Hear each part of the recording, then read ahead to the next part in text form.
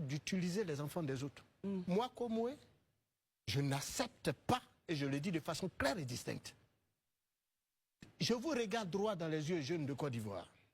L'heure est venue de ne plus mourir, comme l'a dit Daouda, pour des politiciens. Encore moins pour des politiciens véreux.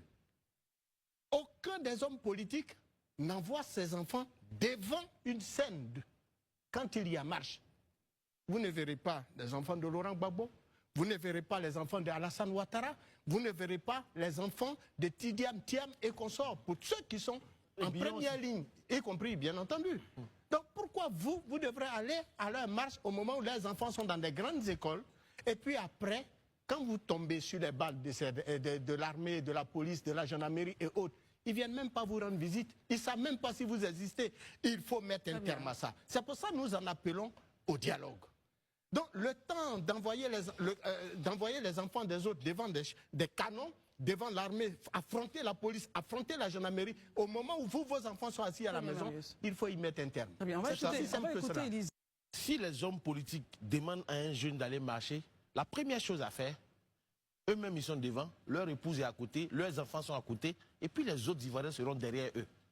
Tant qu'aujourd'hui, moi je dis ça à tous les jeunes, si vous ne voyez pas un homme politique avec sa famille à ses côtés dans la rue, ne les suivez pas. Parce que si tu meurs pour un homme politique, tu es mort pour rien. Très bien. On a vu beaucoup de personnes qui sont mortes. On se rappelle encore de Toussaint, le jeune Toussaint qui est décédé. Aujourd'hui, les gens l'ont oublié. Des gens sont morts à Yamsoukro, à Bouaki, à Bonois, à Djouekoué, à Guitrozon. Aujourd'hui, tous ces hommes politiques-là ont oublié ces personnes-là. Pourquoi vous estimez que vous devez mourir pour eux? Posez-vous cette question. Moi, à l'état actuel, en Côte d'Ivoire, aucun leader politique ne mérite qu'un jeune Ivoirien meure pour lui. Je le dis et je suis très ferme sur ma position. Aucun leader politique, quel que soit le nom que tu peux porter, ne mérite qu'un jeune Ivoirien plein d'avenir et qui doit contribuer à bâtir ce pays meure pour lui. Ça ne vaut même pas la peine. Donc si un leader politique a tendance à t'orienter sur une voie qui est une menace pour ta propre vie, frère, il faut abandonner ce chemin-là. Tu mérites de vivre. On ne peut pas mourir pour quelqu'un. Très bien. Voilà. Si quelqu'un doit mourir pour les jeunes, c'est les politiciens. C'est-à-dire quand il doit avoir une manifestation ou quoi que ce soit, ils prennent devant. Voilà. Et puis, parce qu'ils ont déjà vécu. Hein. Ils ont tous près de 70 ans. Donc, ils ont déjà vécu. Donc, eux, ils peuvent se mettre devant. Et puis, les jeunes qui sont encore dans la fleur de l'âge, là, qui eux ont encore de l'avenir, ils sont derrière. Ça, vraiment, pour aucun homme politique, quel que soit le titre qu'il peut porter ou le nom qu'il peut porter, ne peut. Pour lui, un jeune peut se tuer, quoi. C'est pas possible. Je comprends. Bon, tant mieux. Alors, le candidat à la présidentielle doit être exclusivement de nationalité ivoirienne, selon l'article 55. Il doit être de père ou de mère ivoirien d'origine. Pouvez-vous nous expliquer cette disposition? D'abord, je fais remarquer que d'un point de vue sémantique, donc du point de vue définitionnel,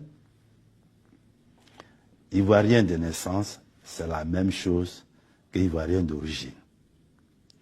On peut aussi l'appeler, on peut dire aussi que c'est la nationalité d'attribution par opposition à la nationalité d'acquisition qui est la naturalisation ou l'acquisition de la nationalité ivoirienne par le mariage.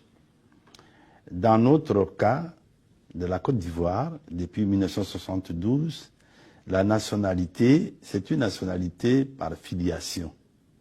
C'est-à-dire ce qu'on appelle la nationalité du sang, par opposition à la nationalité du sol qu'on avait de 1960 jusqu'à 1972. Donc, pour être assez explicite dans la matière, je voudrais prendre un exemple précis pour que les uns et les autres comprennent.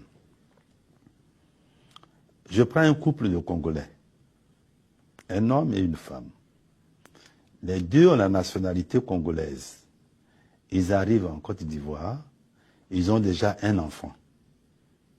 Et ils arrivent en Côte d'Ivoire. Les deux, ni l'enfant, ni les deux Congolais ne peuvent pas prétendre à être candidats à l'élection présidentielle. Ça, c'est le premier point. Deuxième point, le couple a un deuxième enfant qui est né sur le territoire ivoirien. Il est certes né sur le territoire ivoirien, mais il ne peut pas avoir la nationalité ivoirienne, il ne peut pas être candidat, parce que c'est le sang, c'est pas le sol. Ils prennent, et eux tous les deux maintenant, le couple, les deux membres, prennent la nationalité ivoirienne. Ce sont des naturalisés. Ils ont un enfant qui naît, donc un troisième enfant qui naît. Celui-ci qui naît est un Ivoirien de naissance. Il est un Ivoirien d'origine qui a la nationalité d'attribution. Alors que ses parents sont des naturalisés et ses frères sont aussi des naturalisés. Lui, parce qu'il est Ivoirien de naissance, il peut prétendre à l'élection présidentielle. Mais il ne peut pas être éligible parce que ses parents sont naturalisés. Donc il ne peut pas être éligible. Donc il est exclu. À la limite, c'est son fils qui pourrait être éligible. Parce que lui, il est Ivoirien de naissance. Pourquoi? Parce que même si vous avez la nationalité ivoirienne, vos parents ne doivent pas être naturalisés. Donc les naturalisés sont exclus. D'accord, ok. Alors, est-ce que c'est suffisamment clair? J'espère que les téléspectateurs ont Oui, compris. c'est suffisamment clair. Il faut que les gens comprennent que dès lors que, alors à condition que, puisqu'on dit désormais maintenant le père ou la mère, si un des parents est naturalisé, que l'autre est ivoirien d'origine, cela est possible. D'accord. Alors, je vais revenir sur cet article 55-là, pour que cela soit clair dans l'esprit de tous les téléspectateurs. Le candidat à la présidentielle doit être exclusivement de nationalité ivoirienne. Il doit être de père ou de mère ivoirien d'origine, n'est-ce pas? C'est ça. Ça signifie, excusez-moi, ça signifie que si vous avez aussi, vous avez la nationalité ivoirienne, que vous êtes ivoirien de naissance, mais vous avez une autre nationalité, au moment de vous présenter, il faut renoncer à cette nationalité. Il faut renoncer à cette nationalité. Vous renoncez à cette nationalité et vous devenez donc exclusivement ivoirien. Alors, la CEI ne fait que ramasser les résultats des votes des Ivoiriens pour venir les donner au Conseil constitutionnel pour que le Conseil constitutionnel la proclame. Donc, parce que ce n'est pas la CEI qui vote, c'est les Ivoiriens qui votent.